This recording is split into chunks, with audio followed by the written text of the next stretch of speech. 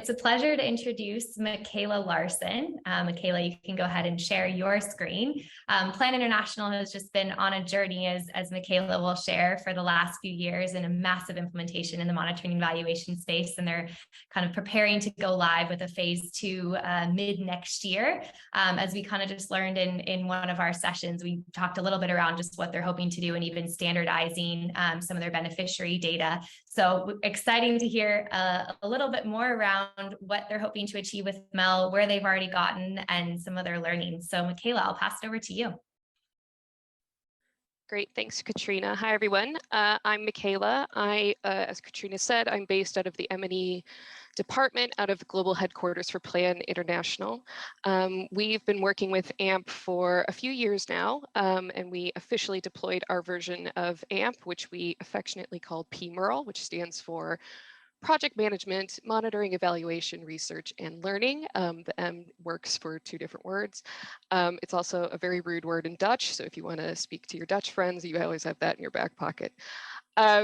I'm going to talk a little bit today about the overall vision of impact and evidence at Plan and how AMP has played into that, and some of the functionality that we've worked with the Vera team to develop so that we're able to work through some of our standard business processes as Plan and sort of innovate something for our own organization that we've never had before, which is incredibly exciting. As an M&E dork, this is the most exciting thing. I'm going to be very conscious of time too, because I don't want us to run over. But if you have questions about anything, just pop that in the chat and I'll have a look once I'm done presenting. Great, so I'm going to talk a bit about our evidence and impact strategy that we initially kicked off in 2018. So at Plan, for those that don't know, we're an international NGO. It's a children's charity that focuses mainly on women and girls and their rights. But in order for us to tell the story of Plan with our impact and evidence, what we needed was a way to organize the different programmatic areas that we work in. And so what we've come up with, that term, and it's the sector, so we love an acronym, is the areas of global distinctiveness, or AOGDs. At Plan, we have a few of these areas that we work in that our programs are focused on, things like early childhood development, protection from violence, sexual reproductive health and rights.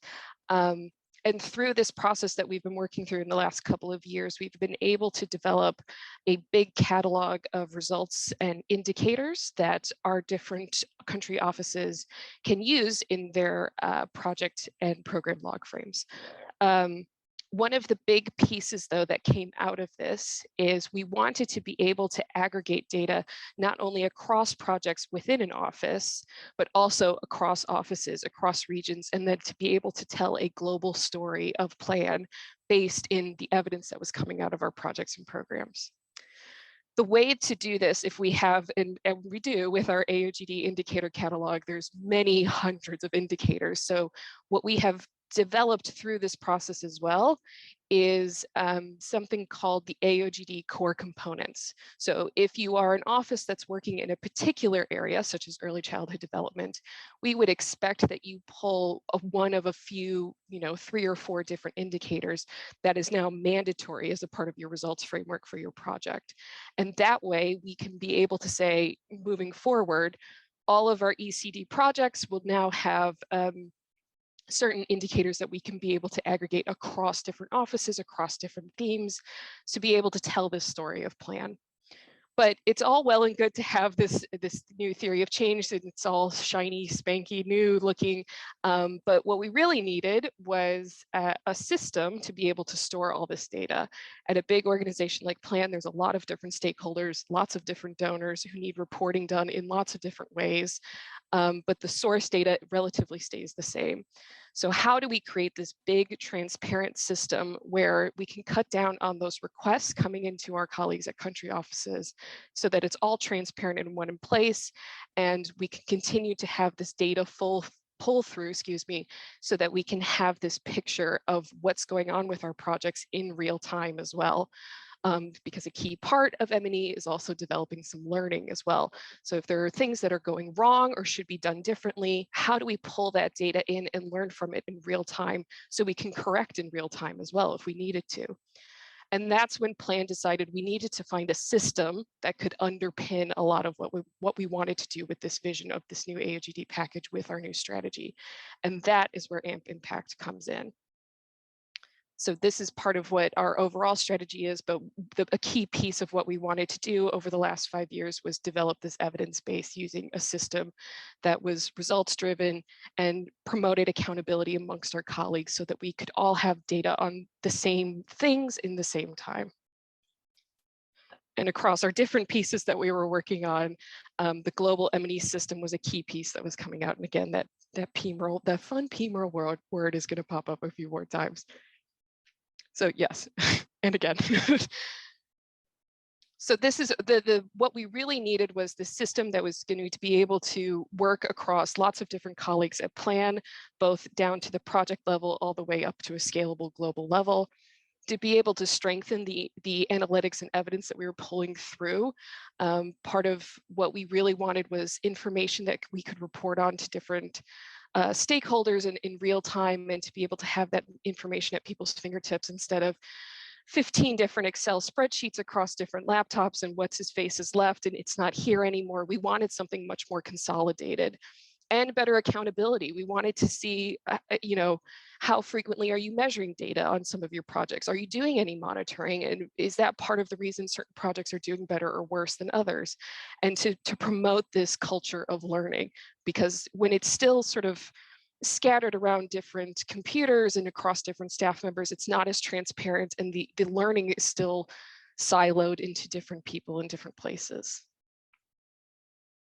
So one of the big pieces we really wanted to come out of AMP using our PMRL system were these reports and dashboards. How do we pull this data together so that we can tell this story of Plan, but at a scalable level, not just within a project, but across several projects within an office. So the office would be able to report on its strategic programs, but then also speaking to the offices that have to relate back to their donors. And also at a place like Plan, and I'm sure you're all well aware, we have to do annual reporting both to our leadership, but also publish an annual report document. How does this cut down on the massive amount of work that our M&E colleagues have to put together every year in order to pull that together? So having something with the areas of global distinctiveness, those catalogs of indicators, a system like AMP Impact, and strengthening our M&E colleagues' skill level in M&E has been this sort of perfect storm of pulling together a really strong system with good data and to be able to tell that story of Plan. One piece that I'll touch on very lightly, though, is that PMRL has become one piece of a much bigger puzzle at Plan. We're currently working on a very big data, or IT rather, infrastructure project where we're trying to link up project finances, project management, results frameworks, all into one data warehouse. So we can also do that aggregable reporting, not only within a project, but again, scaling up to strategic programs across an office, cross region, and globally. So as of 2021, July of 21, we have almost all of our country offices have deployed into PMRL. We have over 2,000 users. As of this past fall, our national organizations, so those are our office based in North America and Europe, those staff members as well have also been trained in PMRL.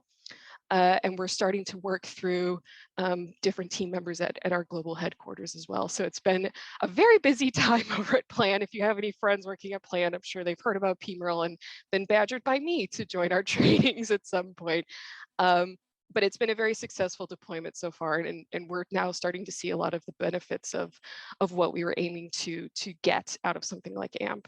And one of the big successes for us, and particularly from the MERL team, is this, the reports we were able to build focusing on our strategic programs. So the way that we can put together a strategic program for an office, which usually runs 4 or 5 years, that the information that gets fed into that strategic program comes from the projects where activities are actually developed.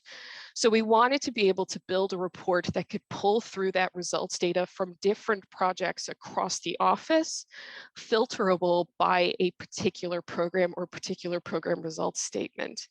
And working with the Vera team, we were able to pull together this report that we've called the contributions report, where you can pull together the results framework from your strategic program and then have alongside it the different indicators at the project level and the results data coming in against that. And then using the Salesforce technology of being able to export this out into Excel, it puts all of that data all in one place. This is, for plan staff, a game changer. This did not exist before we were able to put it together. We also deployed this earlier this year, and it's come with great success. A lot of our different M&E staff across different offices have said, oh God, been waiting for something like this for so long. So it's very gratifying to get that feedback as well, but it's also really exciting to be able to see the benefits coming out of deploying the PMRL system. I know I've left us for like 2 minutes for questions, but if there's any burning questions right away, go ahead. Otherwise, do pop them in the chat and I can answer. Otherwise, thanks. We'll have a few extra minutes for questions too, because Michaela, that's no easy feat to roll it out there successfully to 59 country offices. And I'm sure there are others on this call that have just questions for you around how you have been able to do that. So yeah, Neil, bravo, Michaela and Jackie. I think it's amazing progress in terms of what you've achieved over the last few years and even what's upcoming. I'll leave it open to any questions here. Tanisha had a question. How did you facilitate requiring those indicators within AMP for each project? So that's a great question, and it's something that's still ongoing. We have different M&E specialists, both within our global headquarters and across the different regions that Plan works in. And there was a big sensitization that was done of, obviously, if you're introducing new business processes, introducing this new catalog of indicators was a huge feat that they're still doing. It's still a discussion that is regularly had amongst our colleagues. So that is a huge piece that comes with it. But I think introducing that catalog and then introducing the AMP product at the same time really brought it all together, because we were saying, now you get to set up your projects in the system and look, you can just pull those AOGD indicators right into your log frame. And I think users find it much easier to be able to add those catalog indicators instead of creating their own, because it comes with all of that preset specifications. They understand what the indicator is supposed to be, and it's a really quick resource for them to be able to understand what they're supposed to do with those indicators as well. Great. Redia had a question just around training. So maybe you could speak a little bit more of what your approach was to training within Plan. Oh boy, it was a very big undertaking. We had to take the materials that came out of AMP and how the product works, and then created specifications that work for plans. So developing naming conventions on what we would expect for your log frame to look like, so you could be able to filter things correctly with reports and dashboards. And that was a big undertaking from the M&E team out of Global Hub. And then we hired an external trainer to help us deploy, because it was just such a massive undertaking. To then have this staggered approach. So every few weeks, another 3 offices would get trained. The training itself took about a month, and then it took several months after that for the office to be able to move their full portfolio into the system. It was a huge piece of work for the plans, in particular the M&E staff across Plan, to take this on, and it's come to great success. I think the users are using it really well, using the functionality that's coming out of AMP really well, and are seeing the fruits of their labor, I guess, of going through that very intense training last year. Awesome. And then one more question from Reddit there was just, can you explain a little bit more of what you mean by impact evidence at Plan? So for impact and evidence at Plan, what we're talking about is not just the output indicators of what the step-by-step of what's going on within a project, or what's the result of those outputs that we've put into the project, but overall, what are we demonstrating as Plan, and who are we as Plan? We didn't really have the information that we wanted. I think for many organizations, they're still doing a lot of beneficiary counting and using that as this is our impact. These are the people we reached, but we want to go a step further and say as the result of participants in our programming, what has changed about their life for the better, or what hasn't? What do we need to work on? And that's the whole crux of M&E. What are we doing, and are we doing what we claim to be doing, and what is happening as a result of that? That also makes us a better organization for donors to be able to speak with, because we can back up what we're saying, and we can also say what part of our programming is effective and what needs work, and where does that work need to come. Yeah, thanks. And then Tanisha, had one question, maybe a big one there was, what's your project timeline been from start to roll out? Including the build, it has been quite a few years. I would say, I'm going to get this wrong because the build happened before I joined Plan. I think it's been about 2 or 3 years, to the point where we deployed to all of the offices in 2021. So yeah, it was a lot of work, a lot of back and forth, and a lot of trying to understand how this product is now going to work in our day-to-day BAU pieces as Plan. So yeah, it's been a massive undertaking, not only from Plan and not only from our country office staff, but from the VIR team as well. Great. We'll round it out, Neil, with Neil's final question here is just what's up next and what's on tap for Plan and AMP Impact moving forward? The next piece is going to be the additional project management functionality, which we've been working on for quite a bit. And it's going to be deployed with the rest of this bigger suite of tools that we're going to deploy next year. And additionally, the piece around TerraWorks, which will be our digital data collection tool, and how that's going to work into our AMP product as well, is probably the 2 biggest pieces that are coming down the road.